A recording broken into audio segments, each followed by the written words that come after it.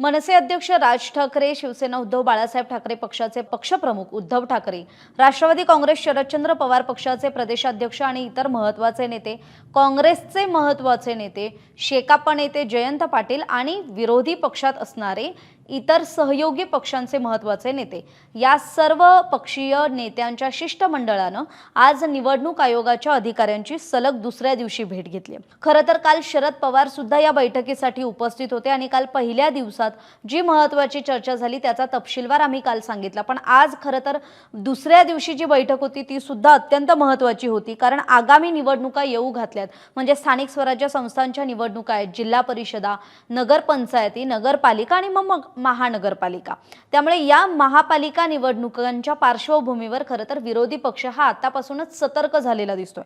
म्हणजे काल ज्यावेळी सर्वपक्षीय शिष्टमंडळाने निवडणूक आयोगाला आपल्या मागण्यांचं निवेदन दिलं तर त्याविषयी माहिती देताना नेमकं ही भेट का झाली तर त्याचा एक पहिला मी आपल्याला मूळ हेतू काय होता ते आधी सांगते की त्यांनी असं म्हटलंय की मतदार नोंदणी आणि मतदार यादीतील घोळ, दुबार नोंदणीची प्रकरणं, व्हीव्हीपॅटचा अभाव, सत्ताधाऱ्यांना पूरक ठरणारी आणि मतदारांना आणि विकासाला मारक ठरणारी प्रभाग पद्धती अशा अनेक मुद्द्यांवर म्हणजे अशा अनेक गंभीर प्रश्नांवर चर्चा करण्यासाठी खरं तर आज विरोधी पक्षातल्या महत्त्वाच्या नेत्यांनी निवडणूक आयोगाची सलग दुसऱ्या दिवशी भेट घेतली। आता या भेटीत नेमकं काय घडलं त्याची इनसाइड स्टोरी मी आपल्याला सांगणार आहे। कुठल्या नेत्यानं काय भूमिका मांडली। खरं तर आजची बैठक ही केंद्रीय निवडणूक आयोगाचे सीईओ एस चोकलिंगम आणि राज्य निवडणूक आयोगाचे प्रमुख दिनेश वाघमारे यांच्यासोबत झाली। यावेळी खरं तर ठाकरे बंधू म्हणजे मनसे अध्यक्ष राज ठाकरे आणि शिवसेना उद्धव बाळासाहेब ठाकरे पक्षाचे पक्षप्रमुख उद्धव ठाकरे आणि मग त्या दोघांचेही चिरंजीव आदित्य ठाकरे आणि अमित ठाकरे हे दोघेही या बैठकीला उपस्थित होते। आजची बैठक ही खऱ्या अर्थाने म्हणजे कालही असेल आणि आजही असेल मनसे अध्यक्ष राज ठाकरेंनीच एक प्रकारे गाजवलेली दिसते, कारण मनसे अध्यक्ष राज ठाकरेंनी आपला जो आक्रमकपणा आहे तो निवडणूक आयोगासमोरही मांडला। त्यांनी टू द पॉइंट प्रश्न विचारले आणि निवडणूक आयोगाला खरं तर प्रश्नांच्या सरबत्तीनं सोडून ठेवलं। म्हणजे त्यांनी प्रश्नांचा भडीमार सुरू करताच निवडणूक आयोगाच्या अधिकाऱ्यांना सुद्धा एक प्रकारे उत्तरांची शोधाशोध करावी लागत होती असं चित्र आपल्याला पाहायला मिळालं। आपण समजून घेऊयात की कुठल्या नेत्यानं काय भूमिका आजच्या बैठकीत मांडली। तर व्हीव्हीपॅट देत नाहीत म्हणजे सर्व पुरावे तुम्ही नष्ट कराल, व्हीव्हीपॅट नसेल तर बॅलेट पेपरवर निवडणुका घ्या अशी खरं तर मागणी उद्धव ठाकरेंनी केली आहे। याशिवाय निवडणूक आयोग म्हणजे हरिश्चंद्र नाही अशी सुद्धा आपल्या खास शैलीत उद्धव ठाकरेंनी निवडणूक आयोगालाच खडे बोल सुनावलेत। या पुढे आलं राज ठाकरेंकडे। राज ठाकरेंनी सरळ म्हटलंय की निवडणूक आयोग हा सत्ताधाऱ्यांसाठी सत्तेतल्या 3 राजकीय पक्षांसाठी काम करतोय असं दिसतंय, मात्र हे निवडणूक आयोगाला साजेसं काम नाही। मतदार याद्या ज्या आपल्याकडे आहेत त्या आम्हाला द्या, आम्ही त्याची शहानिशा करू। मतदार याद्यांची अंतिम यादी आपण दाखवत का नाही असा सवाल सुद्धा राज ठाकरेंनी विचारला। शिवाय निवडणुकीसाठी जास्त दिवस लागले तरी चालतील, पण निवडणूक आयोगाने निवडणुका घेण्याशिवाय त्यांच्याकडे काय काम आहे ते स्पष्ट करावं।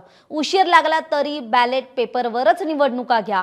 जो उद्धव ठाकरेंनी सूर लावला होता तोच खरं तर त्याचीच री पुढे राज ठाकरेंनी ओढली आणि त्यांनी सुद्धा आपलं म्हणणं स्पष्ट केलं। याशिवाय याद्यांमध्ये घोळ जो आहे तो कोर्टाला सांगा आणि निवडणुका घेऊ नका।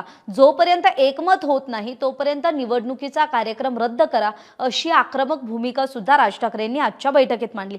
याशिवाय त्यांनी आणखी एक महत्त्वाचा मुद्दा मांडला तो म्हणजे 8 टर्म निवडून येणारे बाळासाहेब थोरात हे 70 ते 80 हजाराच्या फरकानं कसे पडले। म्हणजे हा प्रश्न एकट्या राज ठाकरेंनीच नाही तर उद्धव ठाकरेंनी सुद्धा तोच प्रश्न उपस्थित केला आणि खरं तर निवडणूक आयोगाला अनुत्तरित करून ठेवला। आता ज्यावेळी खरं तर ठाकरे बंधूंनी बाळासाहेब थोरातांच्या मताधिक्यावर आणि त्यांच्या पराभवावर प्रश्न उपस्थित केला त्यावेळी बाळासाहेब थोरात यांनी सुद्धा आपली बाजू स्पष्ट केली की विधानसभा निवडणुकीतील त्रुटींवर अजूनही काम झालेलं दिसत नाही। त्यामुळे बाळासाहेब थोरात जे संयमी म्हणून ओळखले जातात त्या बाळासाहेब थोरातांनी आजच्या बैठकीत सुद्धा आपला संयमीपणा दाखवून दिला आणि त्यांनी एवढंच निवडणूक आयोगाच्या खरं तर कामकाजावर एका वाक्यात अगदी प्रतिक्रिया दिलेली आहे। पुढे जे शिवसेना उद्धव बाळासाहेब ठाकरे पक्षाचे नेते अनिल परब आहेत त्यांनी खरं तर मतदार याद्यांमधल्या जे मल्याळम भाषेत नावं आहेत किंवा इतर भाषेत नावं आहेत तो मुद्दा उपस्थित केला जो अनिल परबांनी केला। त्यानंतर यादीत घोळ असेल तर निवडणूक पारदर्शी कशी होणार असा सवाल काँग्रेसचे विधिमंडळ पक्षाचे नेते विजय वडेट्टीवार यांनी उपस्थित केला। याशिवाय देवांग दवे कोण आहे याची माहिती घ्या असा सूचक इशारा आणि एक प्रकारे एक अलर्ट खरं तर वडेट्टीवारांनी निवडणूक आयोगाच्या अधिकाऱ्यांना सुद्धा दिला। त्यामुळे आता हे देवांग दवे नेमके कोण आहेत, त्याचं भाजप कनेक्शन काय आहे हे सुद्धा समजून घ्यावं लागणार आहे। याशिवाय निवडणूक आयोगासमोर मतदार याद्यांमधल्या घोळाचे पुरावे खरं तर शेकाप नेते जयंत पाटलांनी दाखवलेत। अर्ज केला तरी निवडणूक आयोग उत्तर देत नाही, उत्तर मिळत नसेल तर आम्ही कुणाकडे दाद मागायची असा सवाल सुद्धा जयंत पाटलांनी उपस्थित केला। याशिवाय नालासोपाऱ्यात जे मतदार यादीत अनेक खोटी नावं होती जी आम्ही खरं तर निदर्शनात आणून दिली आणि त्यानंतर ती काढून टाकण्यात आली अशी सुद्धा माहिती जयंत पाटलांनी आज अधिकाऱ्यांसमोर म्हणजे निवडणूक आयोगाच्या अधिकाऱ्यांसमोर बोलून दाखवली।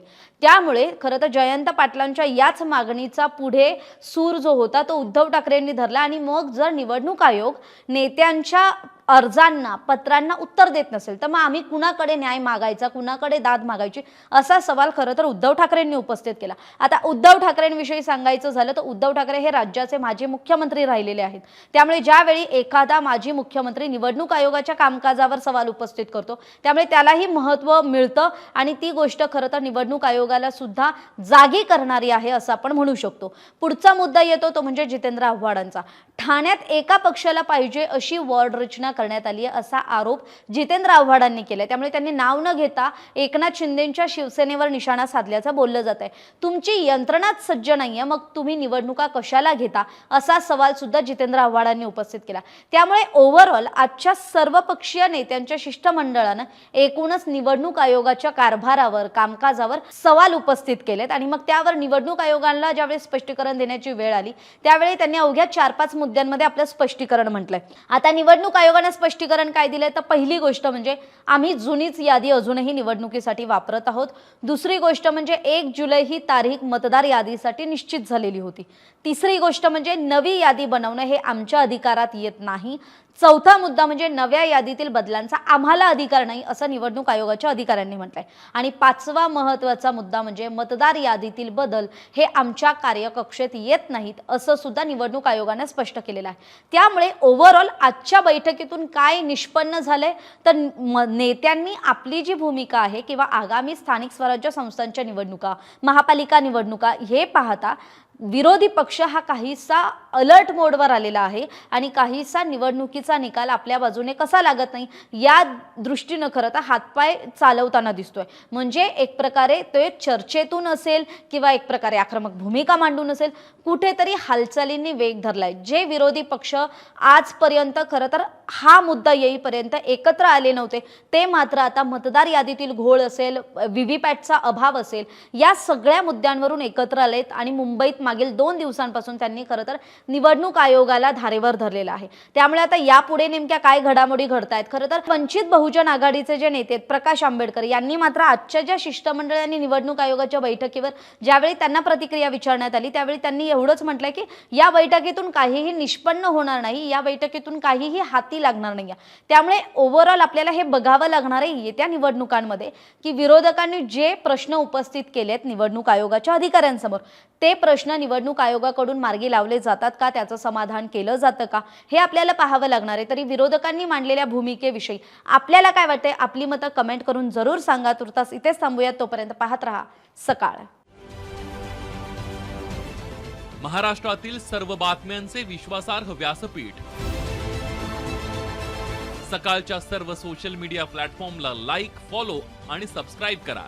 तसंच सर्व नोटिफिकेशनसाठी बेल आयकॉन प्रेस करायला विसरू नका।